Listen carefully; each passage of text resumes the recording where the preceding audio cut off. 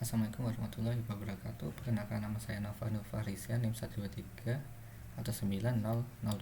Di sini saya akan menjelaskan tentang soal kuis SCPK pada nomor 2 dan nomor 3.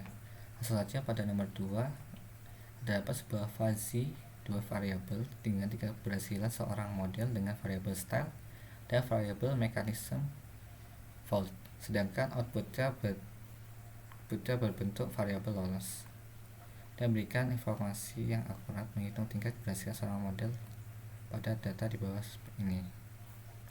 Kita lihat mulai dari fish-nya dulu. Kita buka file fish-nya. Nah, ini ada file fish-nya. Terdapat dua variabel input, style dan mechanism fault, dan output berupa lolos. Dan kita bisa mengecek nilai ininya.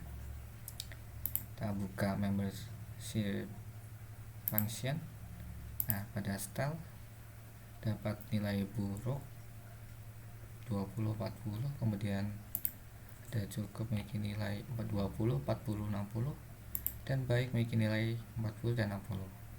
Selanjutnya itu adalah variabel output lolos yang memiliki nilai rendah 50, 60, nah sedang 50, 60, 70, dan nilai tinggi bernilai 60 dan 70.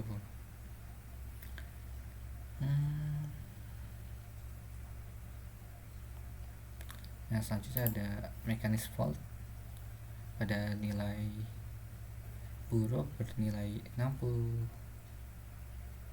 buruk bernilai 50, 60, kemudian nilai cukup bernilai 50, 60, 70, kemudian nilai baik 60 dan 70.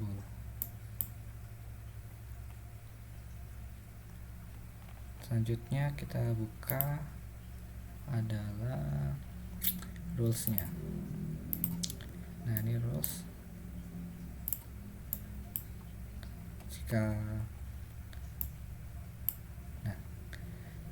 Jika style-nya buruk dan mekanisme fault-nya buruk, berarti lolosnya itu rendah.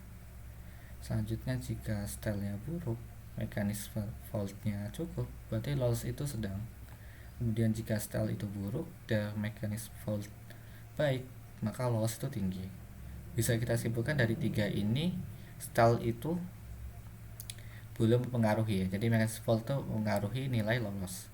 Coba kita cek style yang cukup dan baik.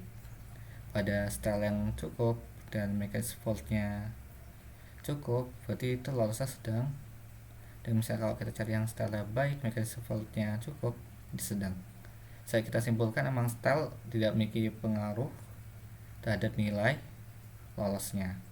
Mekanisme fault ada nilai utama untuk menghasilkan nilai lolosnya itu baik dari rendah, sedang, atau tinggi. Baik, sedang, atau baik, rendah, baik, sedang, dan buruk ya.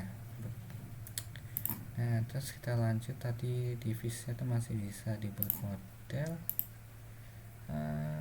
rules. Nah, hampir sama kayak ini, tapi ini bentuk tabelnya. Kita bisa ubah, misalnya setelah kita ubah itu kan nilai lolosnya kalau di tengah semua ada 27,4. Kita setelah kita ubah sini jadi 27,3. Emang perubahannya tidak begitu besar. Bisa kita bahas stylenya tinggi, tetap jadi 27,3. Kita balikkan ke tengah. Misalnya mekanisme fault-nya rendah, maka lolosnya menjadi 27,5 ya, hampir sama seperti tadi. Bisa kita buat yang tinggi, lolosnya menjadi 82,5. Bisa kita simpulkan memang mekanisme fault itu adalah pembawa nilai lolosnya. Dapat tinggi segini.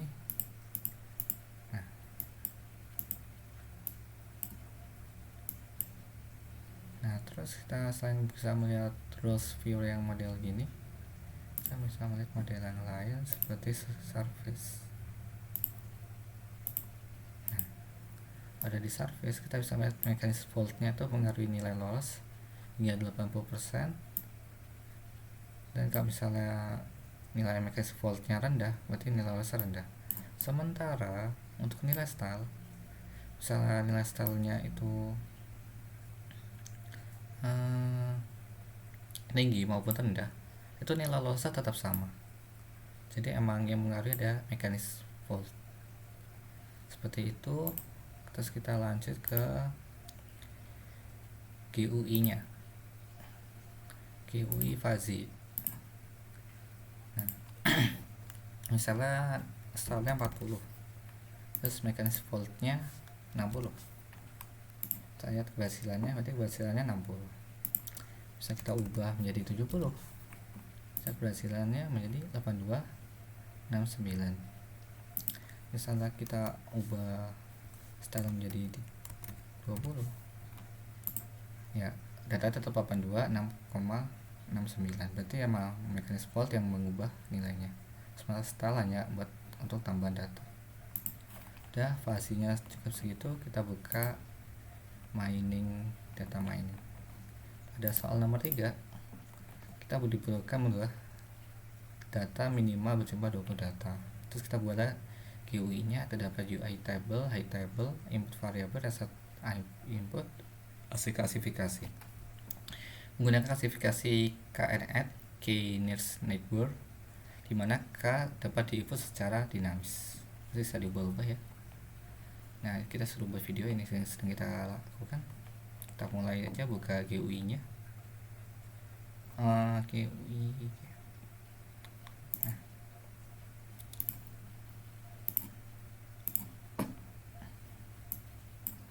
Nah, ini GUI nya dapat sebuah tabel untuk menginputkan nilai, kemudian data berklasifikasi, reset, clear data, dan show data. Untuk datanya saya dapatkan dari sebuah website data Kaggle yang menggunakan class classification. Karena ini memiliki sampai 9 variabel, jadi saya hanya mengambil 5 dari ini: indeks bias, natrium, magnesium, aluminium, dan silikon. Untuk tampilan itunya GSV nya seperti ini. Ada reflective index, natrium, magnesium, aluminium, silikon. Yang kita cari nanti adalah tipe-tipenya ini, apakah ada klasifikasi tipe apa. Kita kembali kepada MATLAB lagi. Nah, pada MATLAB ini ada beberapa data-data yang saya tambahkan selain tampilan GUI nya. Yang pertama itu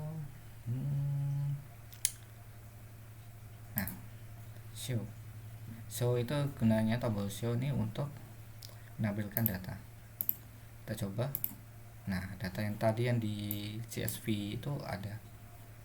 Pada ini show nya ini kita memerlukan pertama jelas data CSV nya atau data Excel nya. Dia data ini, cara untuk biar data ini bisa kebaca gunakan read matrix. Terus ada tombol clear, gunanya untuk membersihkan atau menyembunyikan data. Tombol clear. Ini adalah tambahannya. Jadi UI table datanya di hide, fungsinya seperti itu. Kemudian kita coba dulu, karena biar bisa dua tombol ini berfungsi. Bisa kita datanya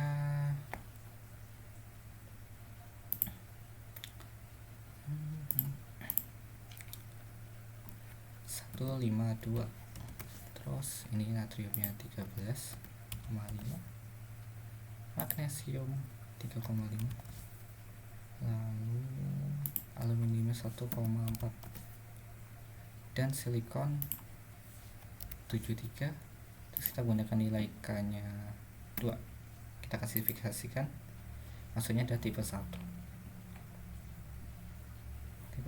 Jadi kalau kita lihat codingannya, mana ya? Nah, ini klasifikasinya. Jadi nanti ada itunya, indeks biasnya, atau nama lainnya itu refractive index. Terus ada zat-zat unsur seperti natrium, magnesium, aluminium, silikon. Terus ada nilai K nya terus di sampelnya jadi ada 5 sampel. Nah kita lihat, saya lihat ini ambil cuma 5 kolom. Kalau ambil ke 6 karena kolom ke 6 tuh buat hasilnya, jadi dia diambil.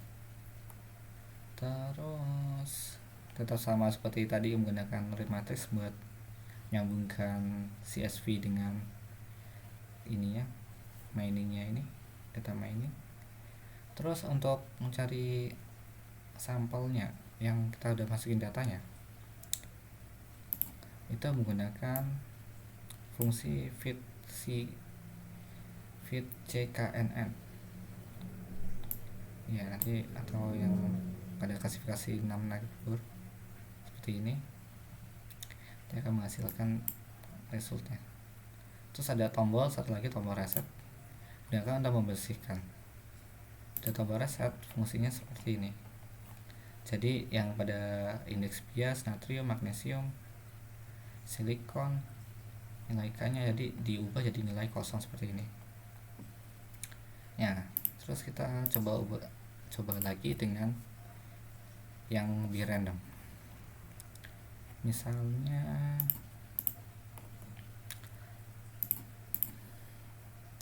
ininya 1,57, natriumnya 12, magnesiumnya 4, aluminiumnya misalnya 0,8, terus silikonnya misal 1,6, K-nya kita beri nilai 1 ya. Klasifikasikan, tidak masuk golongan 2 ya, golongan kaca kedua. Nah udah, kita clear aja biar lebih bersih